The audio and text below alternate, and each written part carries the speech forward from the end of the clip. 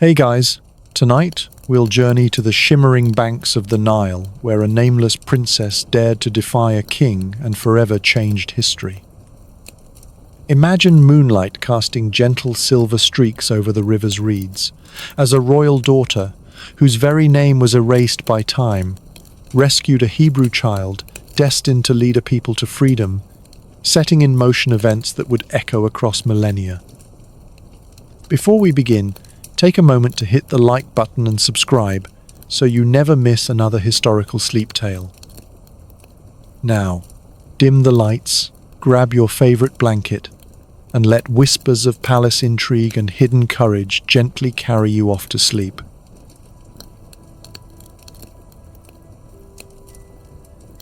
What if a princess without a name quietly altered the destiny of an entire empire? In the waning light of a bronze-hued dusk, Hebrew midwives defied Pharaoh's decree and sheltered newborn boys from certain death. Under that same blood-red sky, a secret birth unfolded among bulrushes, its hush cloaked by the Nile's gentle lap against papyrus stalks. As Exodus 2-510 recounts, Pharaoh's daughter stumbled upon a woven ark and discovered the Hebrew infant Moses cradled within. This act of compassion set in motion a cascade of events that would ultimately undermine imperial authority. The princess waded through the river's cool, silty embrace, her silken skirts brushing against clammy reeds. Next, she carried Moses into the palace corridors, where polished limestone gleamed under torchlight like frozen suns. Incense smoke thickened the royal halls. Each step boomed across alabaster floors. She pressed her fingertips against the baby's soft cheek, surprised by its gentle warmth. Still, no voice within the court dared question her choice to nurture a Hebrew child. Her compassion sparked whispered rumors among court ladies, their silk gowns rustling like startled birds. Moses grew accustomed to the clink of fine jewelry and the distant roar of chariot wheels. The estimated date for this discovery, around 1526 BC in early chronologies, placed the event squarely in the reign of Thutmose I, but the Hebrew text left her identity tantalizingly blank, prompting generations to speculate on her true name. This ambiguity granted later storytellers the freedom to imagine her as Bithiah, Meritamun, or an even more elusive figure. Meanwhile, the palace buzzed with the warmth of lamps burning against cool stone walls. The infant's cries mingled with the distant clang of metalworkers forging bronze weapons. Each breath he drew in those early days was inhaled beneath the vault of Egyptian power. However, the princess's decision also challenged the rigid social order that demanded his death. By hiding Moses among swaying reeds, she ignited a subtle defiance that would ripple through the ages. The carved reliefs in her father's temple may never have recorded her act, but its impact resonated beyond any stone inscription. Her compassion sparked a silent shift that defied the tide.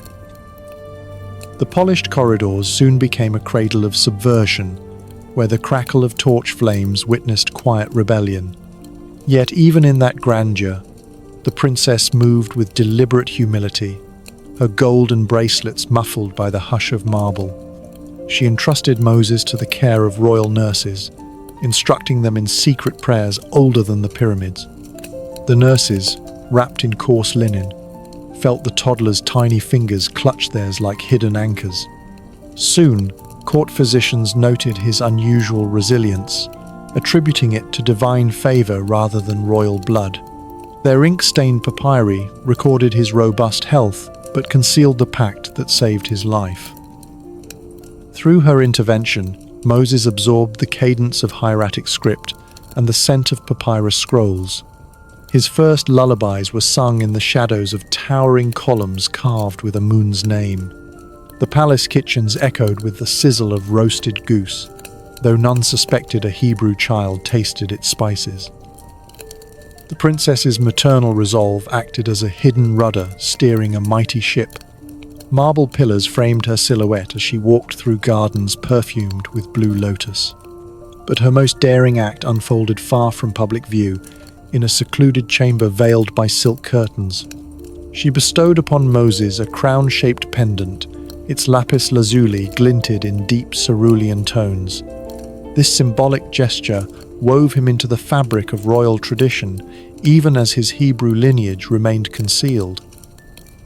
The palace gardeners tended fragrant rose bushes, their petals trembling with morning dew.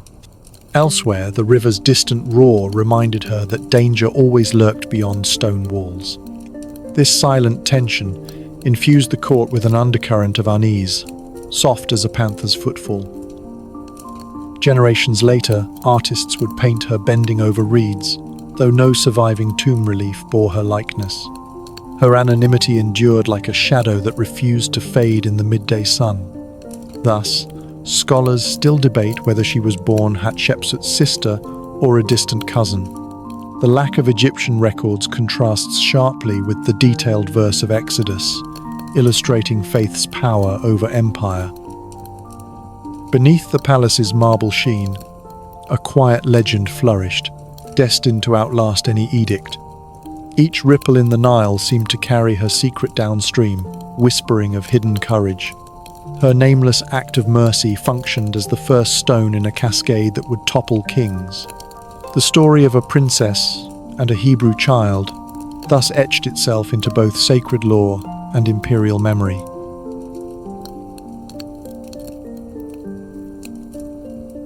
Even ancient legends sometimes blur the boundary between myth and reality.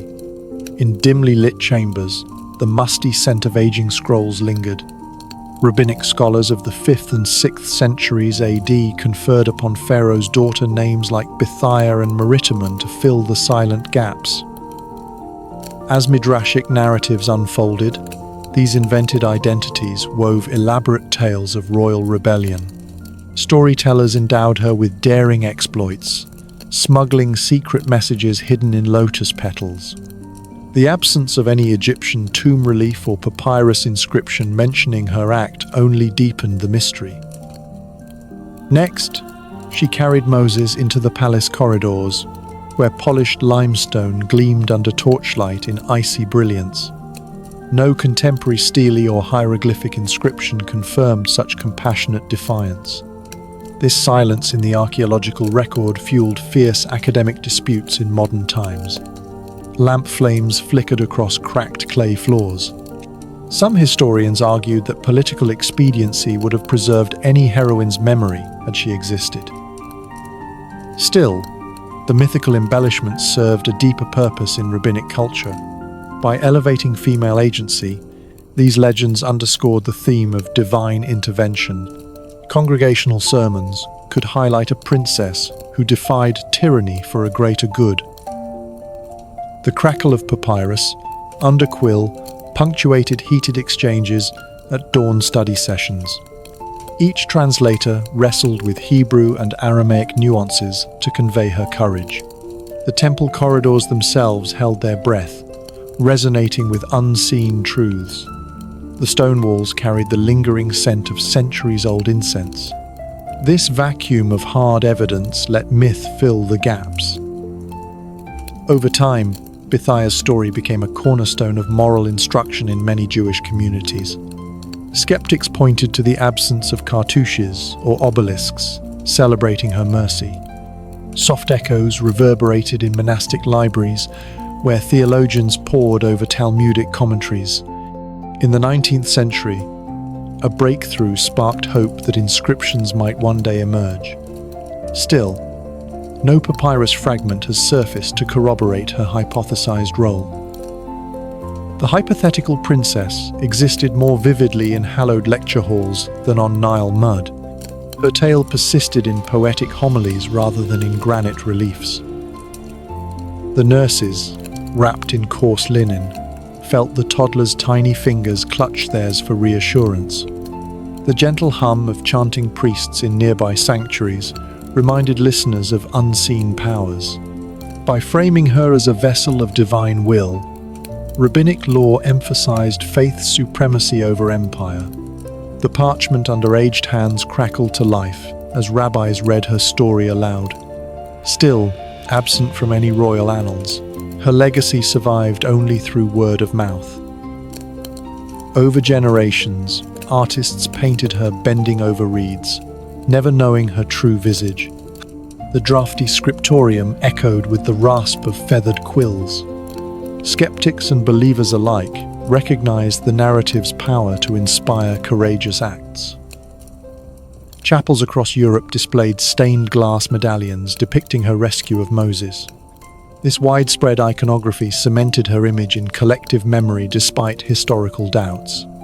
The princess became a symbol of compassion, eclipsing dynastic propriety. Nonetheless, her archaeological absence served as a poignant reminder of history's fragility. Modern debates hinge on interpreting what is not written as much as what is. The whispered hush of candlelit archives still invites scholars to question accepted truths. Each new discovery of papyri fragments renews hopes of confirming or refuting her existence.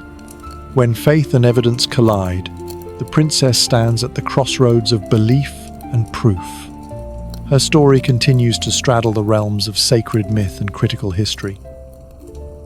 Her legend, etched only in the margins of scrolls, remains as enigmatic as the pyramids themselves. The absence of a carved monument contrasts sharply with the vividness of oral tradition. Yet that very void grants her tale a timeless flexibility to inspire new generations.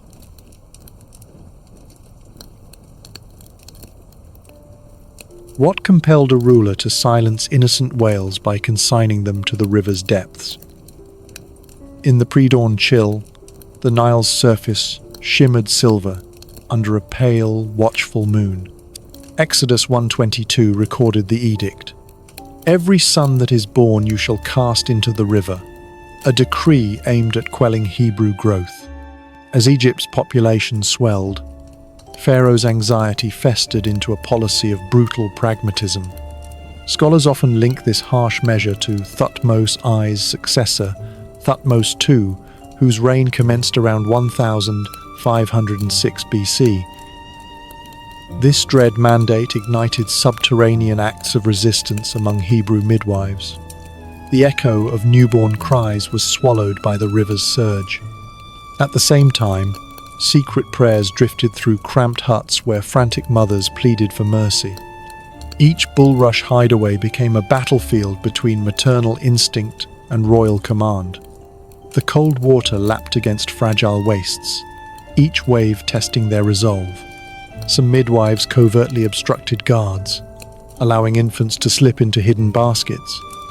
This defiance set in motion a network of secret passages and safe havens along the riverbank. A mother's sobs, muffled by woven reeds, painted the dawn with strokes of grief.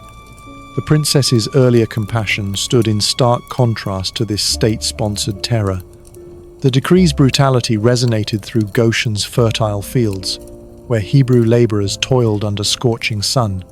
Sunday-baked adobe huts bore the scorch of midday heat, and their occupants' hopes wavered amid the haze.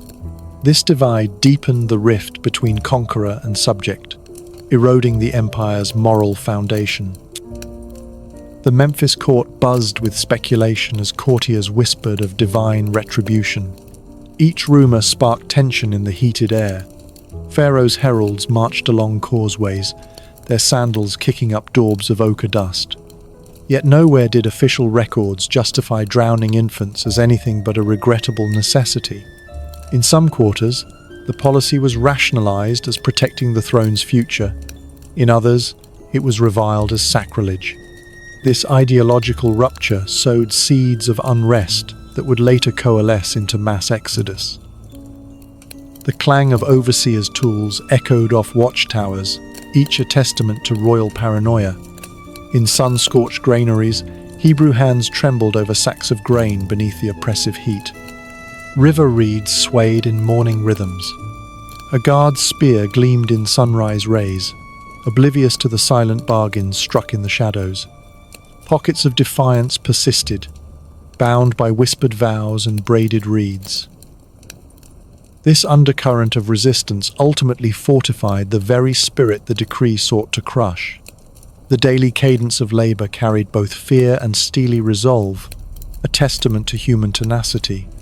Moses' preservation stemmed not only from royal mercy, but from collective courage.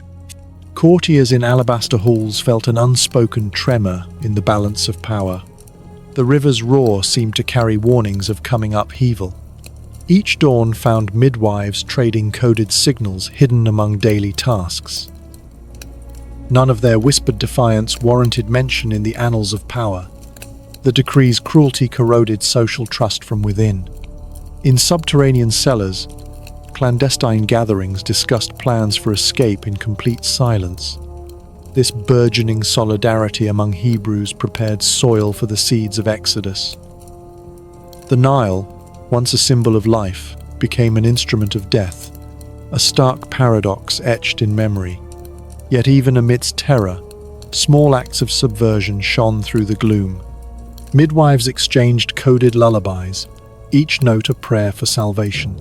As these networks expanded, they stitched together a tapestry of shared defiance. Moses' story evolved into a beacon of hope for a people under siege. Each whispered recounting of the decree stoked the fires of communal identity.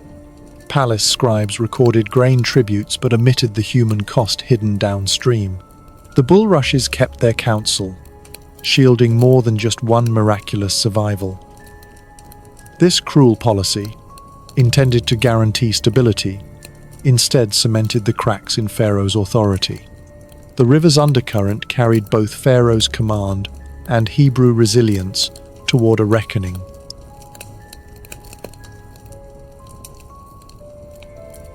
What if her very birth blurred the line between deity and dynasty? In the midday glare of Thebes, the sun-baked walls glowed with a molten sheen under a cloudless sky. Around 1505 BC, Thutmose I and Queen Ahmose welcomed their firstborn daughter, an event marked by priests draping her cradle in fragrant blue lotus garlands. A later inscription at Deir el-Bahari portrayed Amun claiming paternity, his name carved in crisp hieroglyphs that gleamed under torchlight. This divine lineage conferred upon the princess an unmatched aura, transforming her royal blood into both a political tool and a spiritual emblem. Early on, she moved through pillared halls where the hum of vibrating lutes mingled with the sweet haze of incense. Courtiers murmured of her destiny as they adjusted veils spun from the finest linen, its texture cool against their heated skin. Her mother's attendants whispered that newborn cries transformed into hymns to Ra beneath open-air sanctuaries. Thebes itself pulsed with the scent of roasted offerings drifting from temple altars, a haze that settled in the evening air. In those first years, her childhood footsteps echoed against polished sandstone, each tap a prelude to power. By carving her name alongside Amun's titles, priests bound her fate to the divine realm. But this mythic foundation also inflamed rivalry among palace factions eager to harness her sacred status. Silk banners snapped sharply in the wind whenever word spread of her growing influence. Dried papyrus scrolls chronicled her role as Great Royal Daughter, a title that elevated her above other princes and princesses. The cool murmur of the Nile carried traders' voices through open windows, reminding her that her world extended beyond royal courtyards. Early ceremonies crackled as burning myrrh filled the air with a resinous bite that clung to throats. As she matured, her presence in processions stood as a silent alabaster effigy beneath the scorching sun. Meanwhile, diplomats from Nubia and Punt observed her ceremonial strides with awe, their eyes reflecting the glint of fresh-painted murals. Each public appearance reinforced the notion that she existed at the nexus of earth and heaven. The rhythmic thump of ceremonial drums punctuated her initiation into royal rites, signaling her ascent in rank. A gilded pectoral, depicting Ra's disk, lay heavy against her chest, its cool metal a constant reminder of her ordained role. Her tutors taught her to read hieratic script by candlelight, the wax's faint crackle echoing in hush-filled chambers. That education armed her with an intimate knowledge of statecraft and theology both. In turn, she wielded religious symbolism as deftly as any seasoned vizier. However, beneath regal displays, the question of her true power simmered among palace insiders. Courtiers traded conjectures over crimson wine at dusk, the glasses trembling amidst candlelit halls. Yet every carved statue and painted relief magnified her presence as if the gods themselves decreed it. Gentle breezes carried the scent of desert lotus into sunlit gardens where she strolled in contemplative silence. In those moments, the polished columns of Karnak reflected her image back at her, merging self and symbol. Thus, her birth myth evolved into a foundational legend that anchored her later rule. Priests chanted her epithets beneath vaulted ceilings, their voices reverberating like thunder in hidden tombs. Embroidered linens brushed against sculpted walls as she knelt before offering tables heaped with figs and dates. These early rituals cemented her sanctified status long before she donned Nemes and uraeus. The desert's dry heat seeped through open colonnades, dust motes dancing in beams of blinding light. Tutors recorded each triumph in papyri bound with crimson ties, the ink still glistening centuries later. Her every gesture was catalogued as both miracle and political statement. Granite statues carved her likeness in masculine garb, their surfaces still echoing hammer strikes that resonated through the halls. The duality of female form and male regalia embodied her unique role among Egypt's rulers. Accordingly, her lineage became an indispensable cornerstone of state ideology. Bronze cymbals rang out during temple festivals, their sharp notes cutting through perfumed air. Even the ram's hide drums seemed to chant her name in steady rhythms that trembled through the earth. Local artisans fashioned ceremonial sandals for her with soles embroidered in gold thread, each step heralding divine favor. In late afternoon, the sun cast long shadows across the Valley of the Kings, hinting at destinies still unfolding. Her earliest years thus wove noble blood and celestial decree into an unbreakable tapestry of authority. The memory of her birth persisted as a faint echo in stone corridors, refusing to fade under any desert wind. Ultimately, Hatshepsut entered adulthood carrying both the weight of her ancestors and the breath of the gods. The stage was set for a reign that would outshine many before her, both in legend and in granite.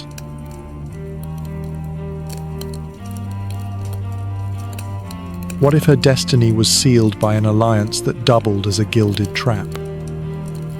In opulent chambers draped with crimson silk, the air carried a faint note of myrrh and dust. Around 1503 BC, at scarcely 10 years old, Hatshepsut wed her half-brother Thutmose II to fortify the royal line. This union followed millennia-old dynastic customs intended to consolidate male succession.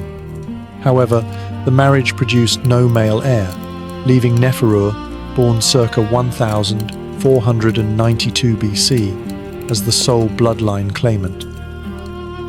The echo of jeweled bracelets against alabaster floors reminded courtiers of unspoken anxieties. Polished pillars gleamed under lamplight, their surfaces reflecting the tense hush of the court. Silk panels swayed in the warm breeze that drifted through open colonnades. The faint rustle of linen gowns blended with distant chants in hidden sanctuaries. Neferu's birth opened a dynastic gap, inviting deft political maneuvers. Royal advisors whispered behind bronze leaf screens, their words crackling like dry leaves. Meanwhile, the palace kitchens exhaled waves of cumin and roasted duck that masked political tension. Scribes recorded Neferu's name on delicate papyrus fragments bound with red twine. This elevated her importance above other princesses, granting her symbolic weight in succession debates. Candlelight danced across painted reliefs depicting Osiris and Isis in eternal embrace. Notwithstanding, no fresco celebrated a queen who bore no son, underscoring the era's male-centric protocols. Court etiquette restricted her potential, its ornate rules weighing down her ceremonial diadems. Courtiers fanned themselves with peacock feathers, each plume brushing against embroidered couches. Hatshepsut honed the art of subtle influence, mastering both ritual and rhetoric. The scent of frankincense drifted from offering tables lined with polished alabaster bowls.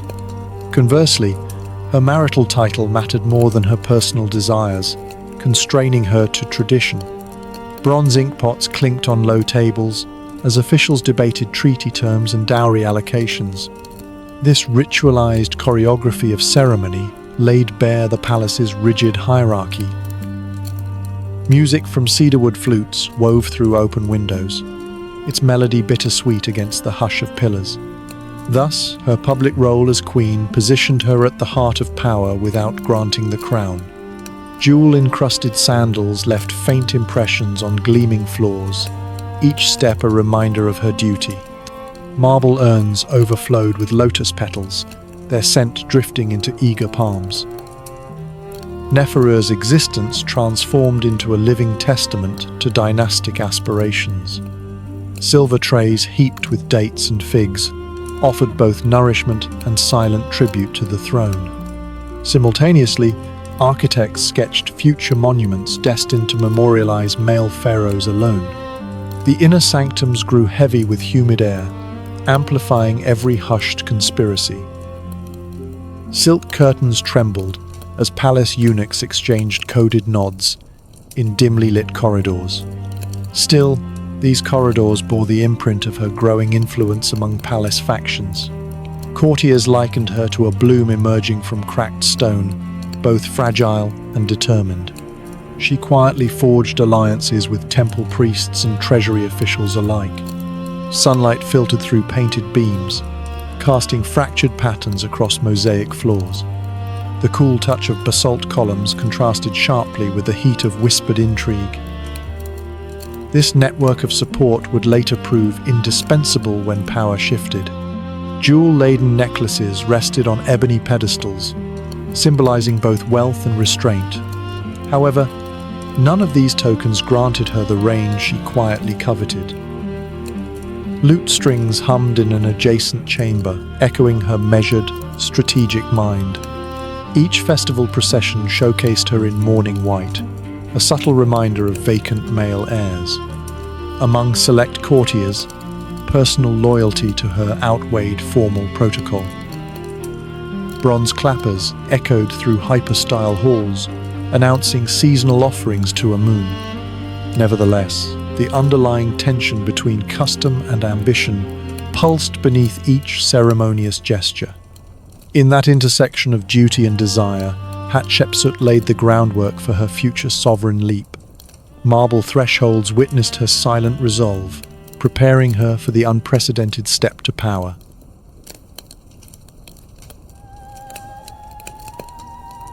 What seeds of power could sprout from a single bold declaration?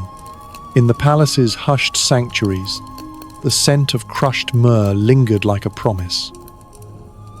Upon Thutmose II's death in 1479 BC, Hatshepsut stepped forward as regent for her stepson, Thutmose III. Courtiers watched her don the regalia of authority, her voice echoing through granite-pillared halls. By year 7 of Thutmose III's reign, circa 1473 BC, she proclaimed herself Maatkare and adopted full pharaonic titulary. This audacious move fused her royal blood with masculine symbols to solidify her legitimacy. Polished limestone reliefs captured her image in the Nemes crown and false beard, a striking paradox of gender and power. Temple priests then carved Amun, Ra's blessing into the sanctuary walls at Karnak, chisels sparking in torchlight. The desert air tasted of hot sand. This bold rebranding set in motion a co-regency that balanced youth and experience. Noble women in embroidered linen gowns murmured prayers for stability as the court buzzed with anticipation. Sunbeams pierced hypostyle halls, casting her silhouette against columns adorned with lotus and papyrus motifs. Her declaration unleashed authority into every province. Hence, provincial governors dispatched tribute caravans laden with gold, ebony, and incense. The rhythmic clatter of chariot wheels on sandstone causeways resounded with martial cadence. However, her ascent also provoked whispers among traditionalists fearful of a female sovereign. The aroma of burnt offerings drifted through open courtyards. Simultaneously, scribes updated official records to list her name first, redefining dynastic precedents. Courtiers adjusted their collars as if bracing against an unexpected storm of change. Each carved statue bore her visage in proud relief, eyes fixed forward as if gazing into eternity. By embracing pharaonic iconography, she redirected centuries of masculine tradition toward her own narrative. Consequently, the administration's machinery shifted, aligning tax registers and tribute lists under her seal. Granite workers toiled beneath the midday sun, chiseling stelae that proclaimed her as Egypt's rightful ruler. The clink of bronze mallets echoed through quarries like a chorus of burgeoning power. Meanwhile, foreign envoys marveled at the seamless blend of female grace and royal might during official audiences. The scent of frankincense rose in grand processions that paraded her image before adoring crowds. Her co-regency with Thutmose III functioned like a diplomatic tightrope, balancing deference with dominance. Courtiers practiced new protocols, curtsying to her statue while saluting her stepson's youth. This delicate choreography affirmed her position without overtly sidelining the heir. The mortuary temple's foundations at Deir el-Bahari awaited her patronage, silent beneath swirling sands. Caravans of limestone blocks creaked across desert plains, destined for her future monuments. Each block bore rough-hewn marks, promising to become part of her enduring legacy. Thus, laborers in patched kilts quarreled over jugs of cool water under the blazing sun. In tandem, governors dispatched provisions to fuel the grand architectural enterprise. Her proclamation of sovereignty thus did more than assert power, it mobilized an empire's resources. Bronze trumpets heralded her presence in Thebes, their notes vibrating off sun-warmed walls. Yet beneath the ostentation, factional rivals plotted in shadowed niches. Candlelight flickered over clandestine conversations, each word a stepping stone toward either allegiance or betrayal. Accordingly, her grip on authority depended as much on political acumen as on divine sanction. The cool breeze in the East Court carried murmured oaths of loyalty from newly appointed officials. Courtiers draped in saffron-dyed linen toasted her health with pomegranate wine. This public affirmation amplified her claim in the eyes of every scribe and soldier. In sum, her single proclamation had blossomed into a vast network of power that stretched from Nubia to the Levant. The seeds of sovereignty she planted in that pivotal year would bear monuments, armies, and myths.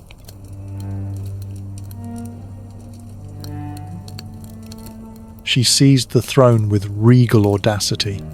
In year 7 of Thutmose III's reign, c. 1473 BC, Hatshepsut proclaimed herself Pharaoh, taking the name Maatkare and draping her Nemes crown across her brow like a banner of intent.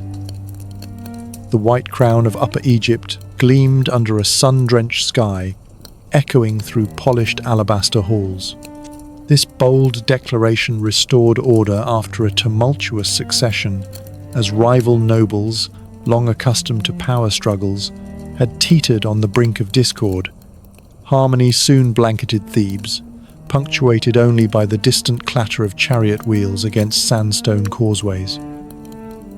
She maintained her young co-regent, Thutmose III, within her court, positioning him as both apprentice and ally beneath carved reliefs of Amun-Ra. Elsewhere, courtiers whispered in pillared corridors where flickering torches cast long, quivering shadows against earthen walls. Bronze anklets jingled softly on officiating priests as they led the ceremonial cortege toward Karnak's towering pylons. Her regal procession wound through avenues of cedar, the air thick with the tang of resin. This display of shared sovereignty solidified her position, as powerful nomarchs extolled her virtues to distant provinces. Royal scribes recorded her name in hieroglyphs, each stroke sinking into papyrus with unwavering precision. A helmsman's horn blared at the river's edge to signal her departure toward the temple, its blast reverberating across limestone embankments. Her voice, calm yet commanding, echoed across sandstone terraces where carved falcons seemed to bow in deference. Yet, traditionalists bristled at a woman donning the kilt and false beard reserved for kings, fearing a disruption of cosmic balance. Still, her bearing remained resolute, her steps measured on flagstones heated by midday sun, her eyes reflecting unwavering resolve. This assumption of male regalia challenged centuries of custom, prompting whispers that she blended mortal ambition with divine sanction. Sculptors set to work transforming statues, granting her broad shoulders and a squared jaw befitting a pharaoh. The rhythmic scrape of chisels against granite-filled workshop chambers with measured cadence. Mosaic inlays of turquoise shimmered beneath torchlight, evoking the river's currents at midnight. Consequently, her image adorned temple pylons from Luxor to Abydos, proclaiming her presence in every province. Delegations from Nubia and the Levant arrived, bearing tribute, ivory tusks and fragrant oils, each gift heaped before her throne as unspoken praise. Priests intoned hymns within echoing sanctuaries, their voices rising and falling like waves. Yet dissent persisted in hidden alcoves where scribes questioned the propriety of a woman wielding the crook and flail. Courtiers loyal to Thutmose III contemplated rebellion, though few dared challenge her divine legitimization. This tension imbued the court with electric anticipation, as artisans hastened to immortalize her reign in stone and pigment. Royal daughters watched from balcony windows, their robes brushing against cool marble balustrades. Winds off the Nile carried the scent of papyrus blooms, mingling with aromas from the marketplace. Her coronation festival spilled into nights illuminated by millions of oil lamps, flames flickering restlessly under humid skies. The rhythmic beat of tambourines pulsed through the air as dancers wove patterns in swirling skirts. Meanwhile, silent observers, scribe, architect, soldier, felt the weight of history shifting with each drumbeat.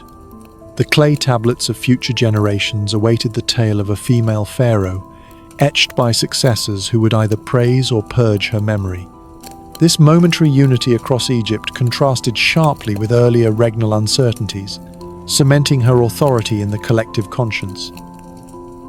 Declaration of Maatkare, Truth of Ra, emblazoned on temple walls, became a refrain spoken by novices learning their lines beneath frescoed ceilings.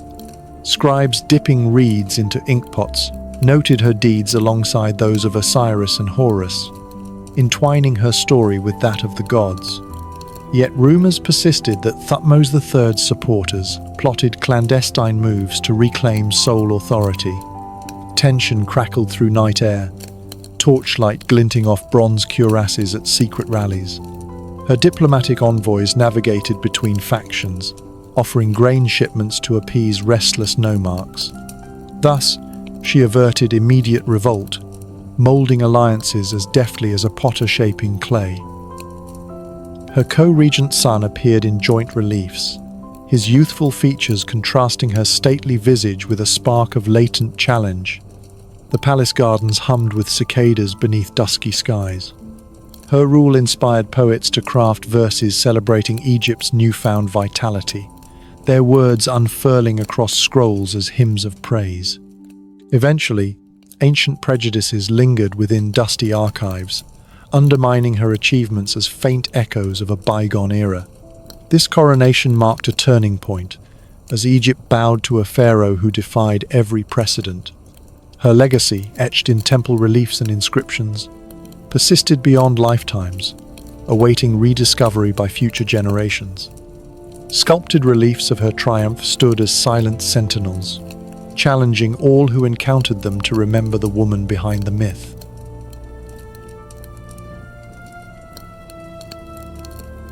What does it take to carve eternity from cold stone?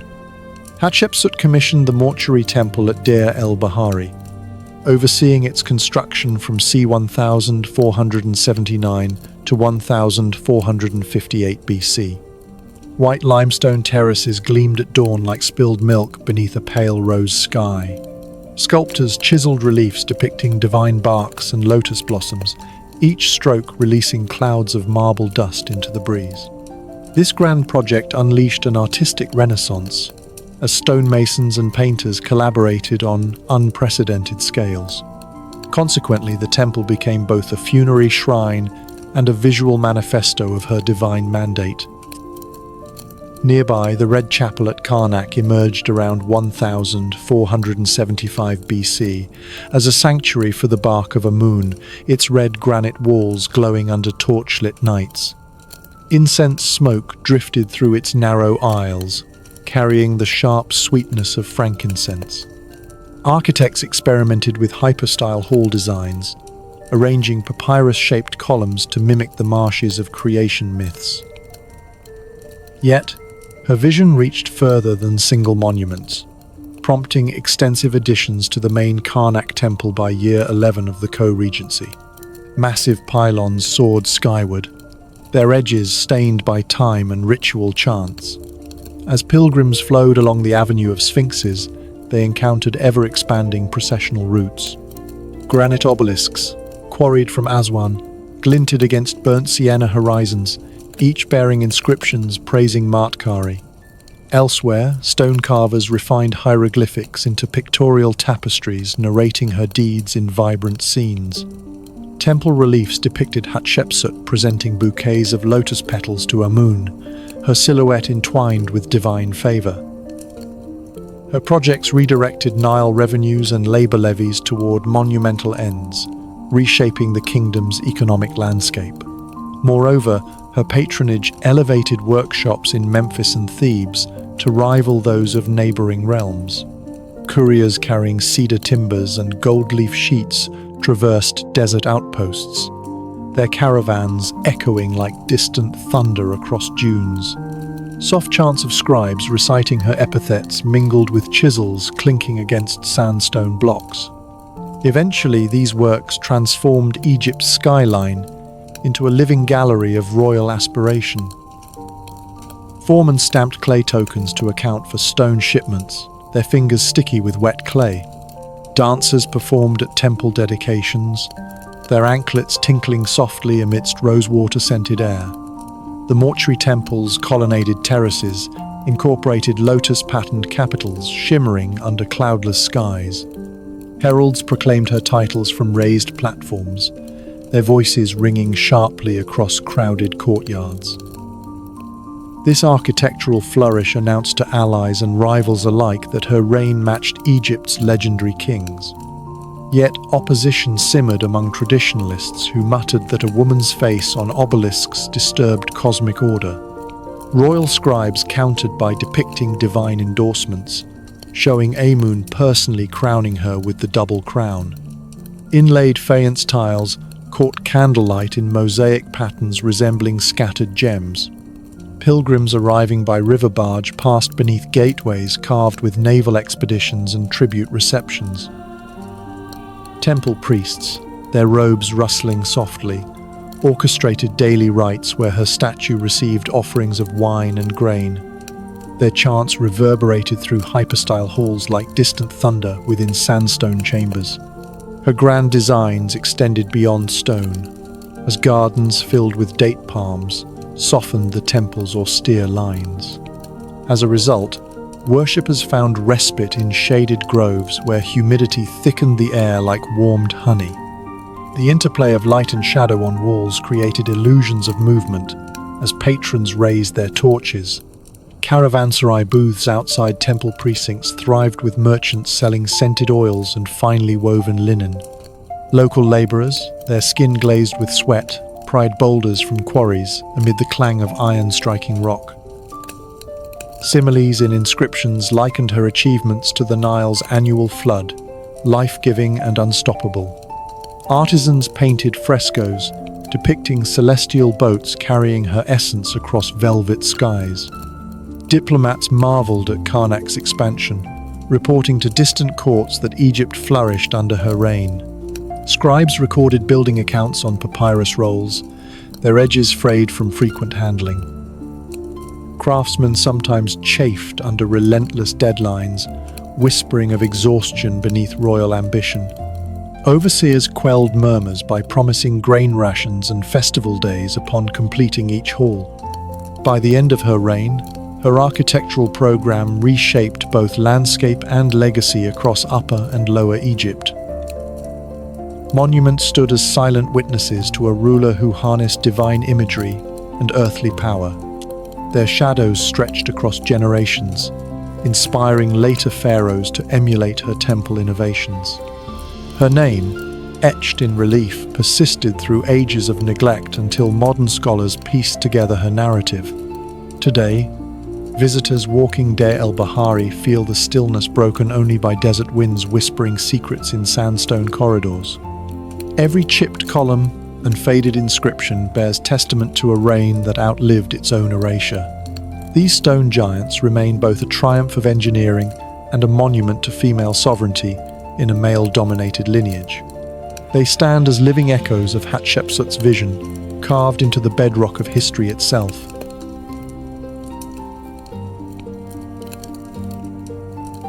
Could incense and gold carry her name beyond Egypt's sands? In year 9 of her reign, c. 1475 BC, Hatshepsut dispatched a fleet of oblong ships toward the land of Punt under the command of her trusted envoy Nearcy. Warm sea breezes carried the tang of salt across wooden decks, blending with the faint creak of timbers as vessels glided down the Nile. The expedition loaded live myrrh trees and frankincense saplings, precious as captured sunlight, cradled in woven baskets cushioned by palm fronds. This endeavor financed her grand architectural program, fueling ambition and artistic patronage across Thebes. Seashell charms chimed softly against hull planks. The sailors' voices rose in rhythmic chants, echoing against waves beneath a vast expanse of rose-colored dawn. At port, palace officials tallied supplies, barrels of wine, jars of ivory dust, marking each item with charcoal on scrap papyrus. Consequently, the pharaoh's coffers brimmed with exotic treasures surpassing local mines' annual yields. Ivory tusks lay heaped like fallen teeth before her throne in Memphis, gleaming against polished cedar floors. King May of Punt welcomed the delegation beneath woven reed mats, his courtyard fragrant with unfamiliar spices. He offered ebony beams and golden statuettes, each carved as a ram-headed deity. However, the most prized gift remained the myrrh trees, their resinous aroma thicker than morning mist. The envoy meticulously recorded each offering, inscribing details on leather scrolls destined for royal archives. Traders from Syrian ports marveled at these treasures, recounting how Egyptian sails had unfurled across the sea. Back in Thebes, laborers planted frankincense saplings in temple courtyards, their fingers sticky with resin scented like warmed honey. Courtiers toasted her success with goblets of date wine, sweetness tempered by fermented pomegranate. This triumph bolstered her diplomatic prestige, as envoys from Byblos and Nubia sought audience to pledge their own tributes. Wooden statuettes of Puntite deities found altars in Karnak's sanctuaries, priests anointing their surfaces with oil. The roar of construction resumed at Deir el-Bahari, granite blocks hissing under sharpened chisels. Lamps flickered in workshop chambers, illuminating craftsmen working through sultry nights. Diplomats delivered bundles of incense to distant courts, each wisp of smoke bearing her name. Yet rumors stirred among provincial governors, envying her control of foreign trade routes. Scribes whispered that no ruler had ever harnessed Punt's spoils so thoroughly to solidify domestic authority. Thus, rival factions in Thebes reconsidered their allegiance, weighing her prosperity against tradition. Gold bars, stamped with her cartouche, lay in vaults guarded by sentinels clad in polished bronze. Temple feasts honored her bounty with song and dance, drumbeats resonating beneath star-strewn skies. The scent of roasting grains drifted from harvest festivals, blending with imported frankincense smoke. Still, envy shadowed her triumphs, noblemen grumbling that foreign ventures distracted from Nile-bound agriculture. Court musicians composed hymns praising Maatkare, lyrics comparing her reign to a river's fertile flood. Negotiations ensued when metalworkers in Kush presented gold and ostrich feathers for mining rights. Coastal merchants, watching her fleet return, awoke to sails scattered across the water like distant gulls. Overseers distributed salted fish and dried figs to crews returning from Punt, celebrating safe passage. Her absence from military campaigns allowed resources to refocus on cultural patronage, temple festivals, scholarly gatherings, artisan guilds. Therefore, she cultivated prosperity entwined with intellectual and artistic bloom. Fresh lotus blossoms floated in ceremonial pools, petals brushing marble edges softly. Statues of her envoy Nihasai appeared alongside hers in reliefs, highlighting the expedition's importance. Couriers dispatched news of her triumphs across the kingdom, letters sealed with resin pressed into clay. Inscriptions boasting Punt's riches adorned obelisks framing temple gateways in Alexandria and beyond. Farmers in the delta found markets for linen dyed with pigments imported from Punt, bright as sunrise. Exotic animals, monkeys, giraffes, became centerpieces in palace menageries, cries piercing dawn courts. Her blend of commerce and sovereignty recast the pharaoh's image, portraying her rule as abundant as the Nile's swell. Festivals commemorating the expedition erupted with colored drapery and bronze sistrums. Children played under date palms, tossing crushed incense into the air like confetti. This set in motion a legacy where economic ambition met divine archaeology, forging a narrative remembered by generations. Reliefs on temple walls preserve scenes of ships laden with gifts, timbers forever frozen in stone. Every carved beam and sinuous hieroglyph murmurs her audacious reach beyond Egypt's horizons. The Punt expedition remains a testament to her vision, proving trade could elevate a ruler's name to mythic stature. Her sails may have rotted, but their treasures endured in stone and story. Through incense and gold, Hatshepsut ensured her legacy whispered across centuries like desert winds carrying distant scents.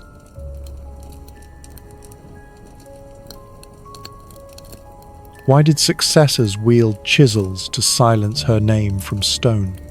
In year 22 of Thutmose III's reign, c. 1458 BC, artisans armed with bronze chisels began systematically defacing Hatshepsut's cartouches.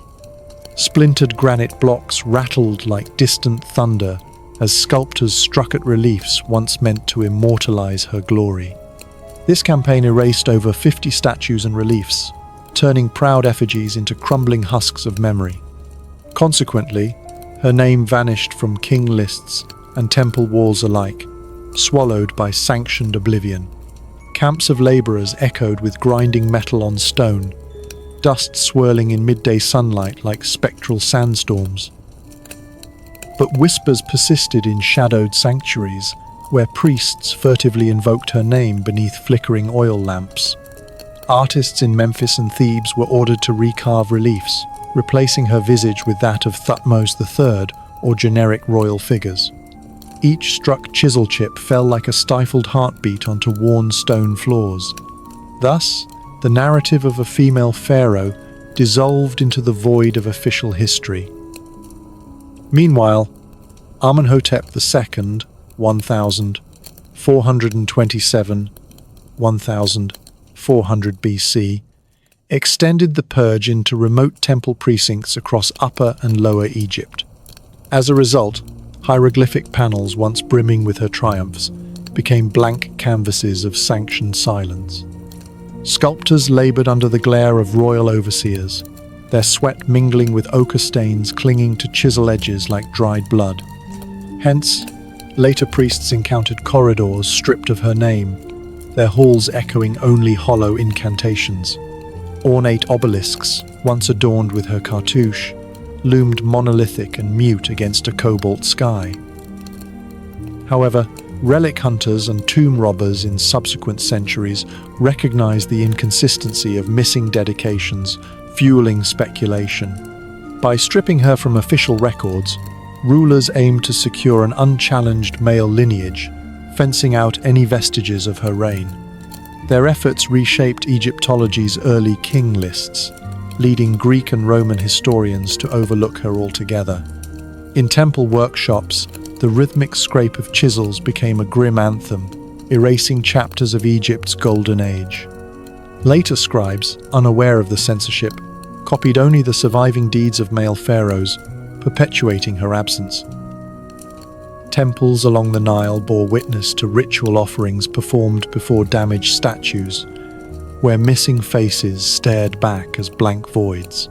Priestly chants resonated through cracked hypostyle halls, haunted by the silence of her vanished cartouches. This deprivation of presence weighed heavily on local lore, as villagers spoke of a nameless queen in hushed tones. Merchants trading ivory and ebony offered prayers to generic deities, neglecting the temples she once endowed.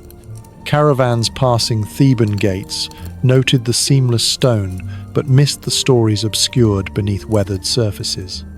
Over centuries, layers of sand and silt buried defaced walls, their outlines softened like ghosts beneath desert blankets. As a consequence, modern explorers found only faint scratches where once bold inscriptions proclaimed her authority. Yet chance discoveries, fragments of remnant reliefs, survived in discarded quarry dumps and shattered temple debris. These shards yielded clues, revealing traces of her titles beneath rough recarvings and hempen restraints.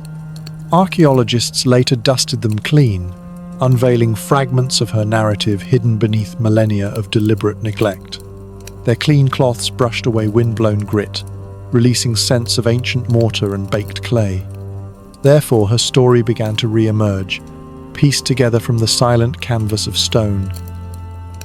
Contemporary epigraphers compared recarved cartouches with intact examples, identifying mismatched carvings through microscopic analysis. Temple guides now spoke of this campaign as a judicial purge, where memory itself became subject to imperial decree. Vivid fresco pigments survived in sheltered niches, their cobalt and vermilion hues testifying to her once vibrant reign. Later excavations in Deir el-Bahari exposed fragments of demolished statues, strewn like fallen colossi across sandy floors. Flecks of red ochre clung stubbornly to chiseled surfaces, like dried blood-preserving acts of violence. Their discovery prompted new theories about political fanaticism coursing through Thutmose III's court. Accordingly, scholars theorized that the erasure was as much an assertion of masculine doctrine as an act of historical housekeeping. Academic debates roared like desert winds, circling questions of memory's fragility under wielded power. Publications in the early 20th century began to acknowledge her absence, sparking renewed interest in female rulership. Museums displayed battered reliefs beside later recarved panels, the contrast stark under museum spotlights. Ergo, her erasure became a case study in the politics of historiography, resonating with scholars worldwide. Guides lead visitors through corridors where voids in stone invite reflection on what was lost. Each chipped edge and half-erased name stands as a ghostly testament to her erasure. Modern epigraphers speak of this campaign as a chisel of oblivion, a phrase echoed in academic papers. Despite the damage, enough traces remained for her memory to resurface, etched into collective consciousness. Contemporary tourists feel the weight of history in every echoing hall, sensing absence as vividly as presence. This campaign of silence ironically amplified her legend, turning erasure itself into a story worth telling. her vanished name carved a void that beckoned future generations to fill in the missing lines of her tale.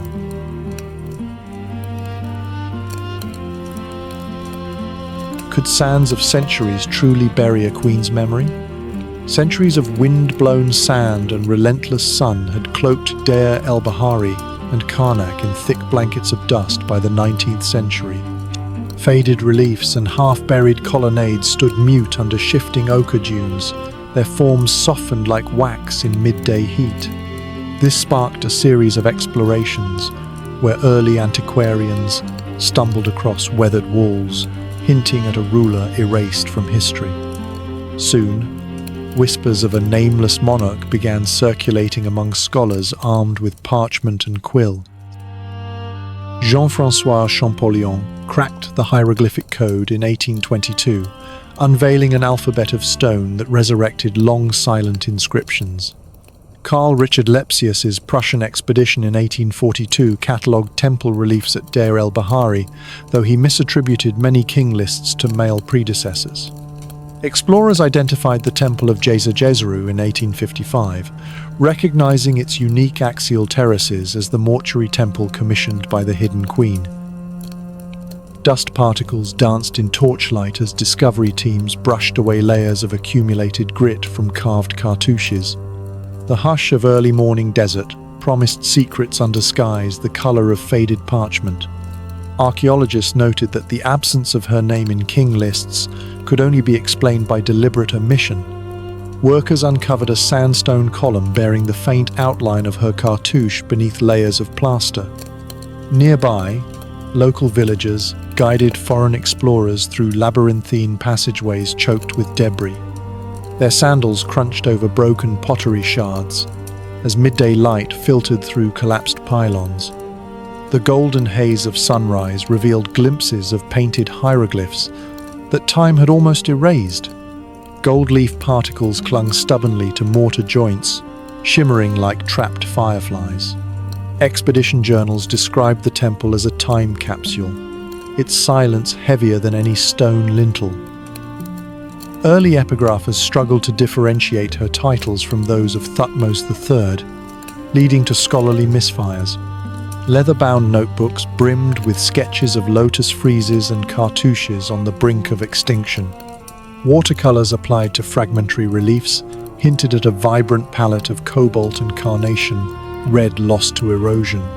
Shells and bones embedded in the courtyard floor testified to millennia of ritual offerings long forsaken. This initiated a wave of rediscovery as museum curators clamored for newly unearthed artifacts to showcase in Europe. Dealers peddled weathered ostraca and chipped alabaster jars, their auctions echoing across salon gatherings. Maps of Upper Egypt grew crowded with expedition paths traced in ink and sweat. Photographers captured sepia-toned panoramas of crumbling pylons beneath skies, electrified by desert storms. Lantern light revealed catacombs where broken statues lay scattered like fallen giants. The air smelled faintly of heated stone, mingling like spice in an evening market. Scholars translated hieroglyphs by candle flame, their quills scratching softly like cicadas. Footsteps in echoing halls sounded like distant heartbeats reverberating through ancient ruins. Gradually, inscriptions once thought generic revealed her unique throne name, unmistakable under close scrutiny. Expeditions sent plaster casts of reliefs back to European academies, where they were studied by candlelight and debate. Whole rooms in the Louvre soon held fragments of her temple, their labels a testament to recovered identity. Artifacts displayed under glass cases carried her cartouche in neat hieroglyphic rows, restored to public view. In quiet reading rooms, historians pored over papyri mentioning Maatkare, piecing together her narrative from scattered mentions. Reduced relief chips lay organized on wooden tables, arrayed like dominoes awaiting final placement. The thrill of reconstruction fueled international conferences buzzing with new theories about her reign.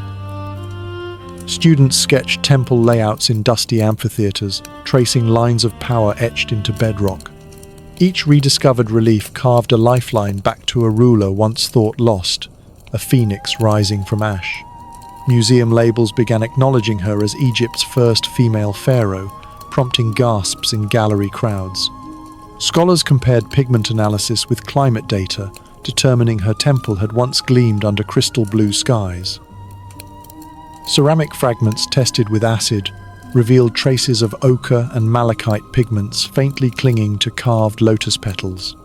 New excavations at Deir el-Bahari employed motorized drills alongside modern seismometers. Conservationists worked meticulously to stabilize fragile sandstone columns threatened by wind erosion. This labor of love breathed life into defaced walls, revealing narratives long buried beneath centuries of neglect. Documentary photographers recorded every step of restoration, their lenses capturing dust motes swirling gently in golden shafts of light. Visitors today wander through mirrored halls where the interplay of shadow and stone evokes both mystery and revelation. Every carved groove and reattached fragment stands as proof that memory, no matter how battered, can endure. Her temple terraces now bloom with date palms and hibiscus shrubs, softening lines once sculpted in rigid authority. Thus, the once silent ruins resonate with a renewed voice that echoes across millennia. Modern explorers, armed with satellite imagery and infrared scans, continue to unveil hidden chambers in her sanctuaries.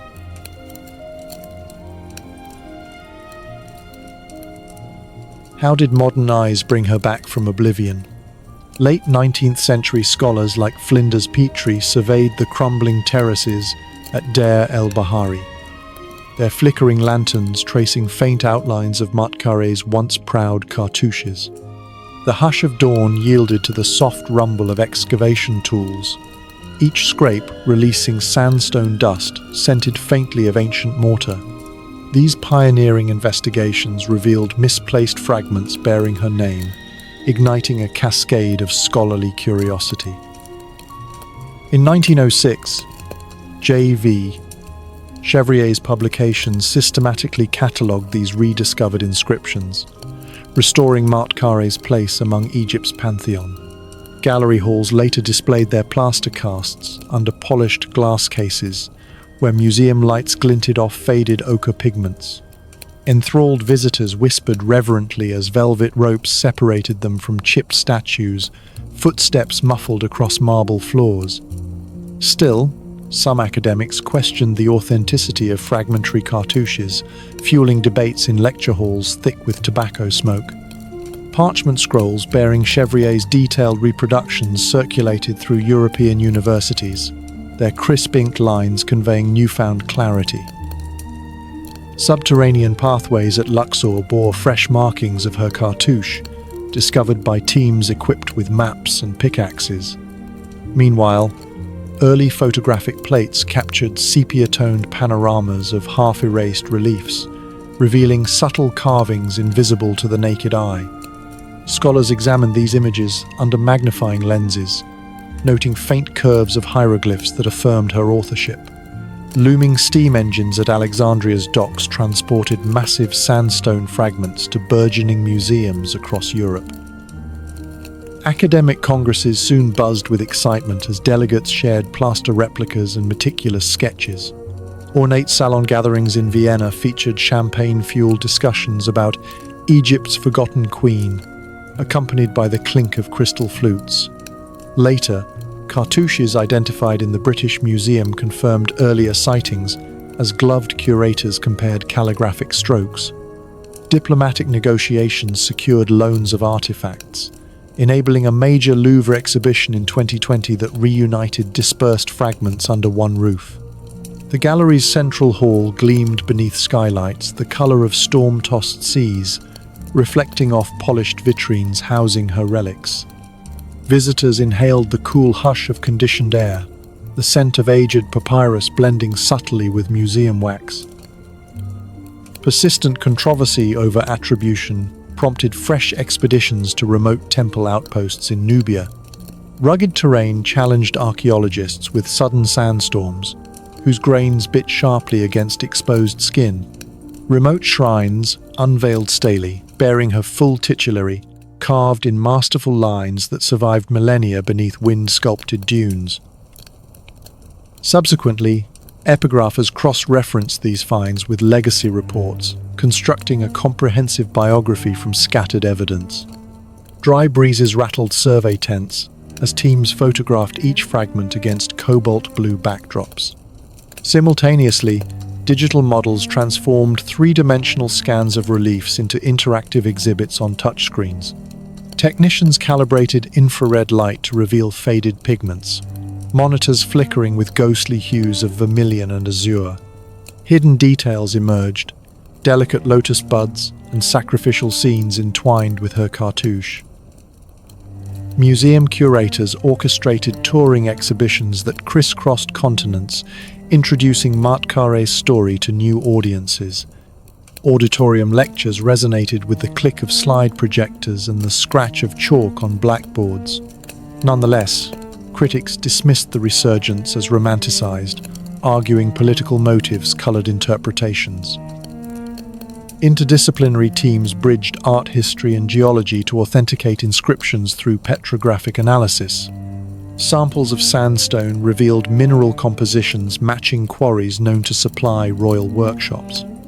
UNESCO then designated her mortuary temple a World Heritage Site, unlocking conservation funding from international donors. Conservationists applied fine resin coatings to stabilize eroded carvings, their brushes moving in deliberate, painterly sweeps. Archaeological drones hummed overhead, mapping temple terraces with precision surpassing even ancient architects. Gradually, her fragmented narrative coalesced into a cohesive account of daring rule and architectural innovation. Evening tours offered torchlit journeys through shadowed colonnades, where hushed guides recounted her decisive triumphs. Embedded soundscapes of wind-blown sands and distant chanting deepened the immersive experience for modern audiences. Accordingly, tourism to Luxor surged, travelers eager to walk pathways she once trod in regal procession. Travel journals described temperature shifts from scorching midday sun to cool dusk breezes whispering through lotus ponds. Academic publications flourished with chapters devoted to Maatkare, each illustrating newfound reliefs in meticulous detail. Documentary filmmakers captured time-lapse footage of restoration work, their cameras clicking rhythmically like precise metronomes. Crowds at the Louvre marveled at a newly reconstructed granite statue, its polished surface reflecting astonished faces. Yet echoes of past erasure lingered in empty niches where her likeness had once stood unchallenged. Symposiums in Cairo's prestigious halls convened Egyptologists and international scholars, the air thick with debate and anticipation. Ultimately, her reign gained renewed scholarly recognition, reframing narratives of ancient gender and power. Publications in peer-reviewed journals praised the layered research that resurrected her memory from oblivion. This reclamation of Maatkare's legacy underscored archaeology's power to rewrite history's footnotes. Even now, her image graces museum catalogues and academic monographs, ensuring no future chisel can fully silence her story. Visitors departing temple sites carry the lingering fragrance of incense and ancient pigments, testament to a pharaoh reclaimed.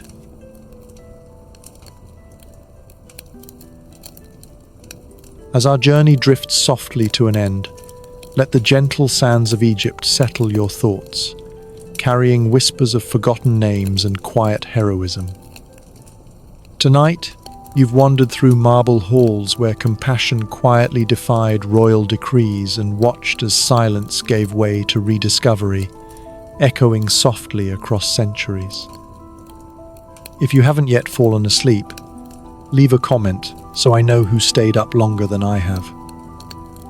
Now, close your eyes, breathe deep, and let the timeless current of the Nile gently guide you into peaceful dreams. Good night.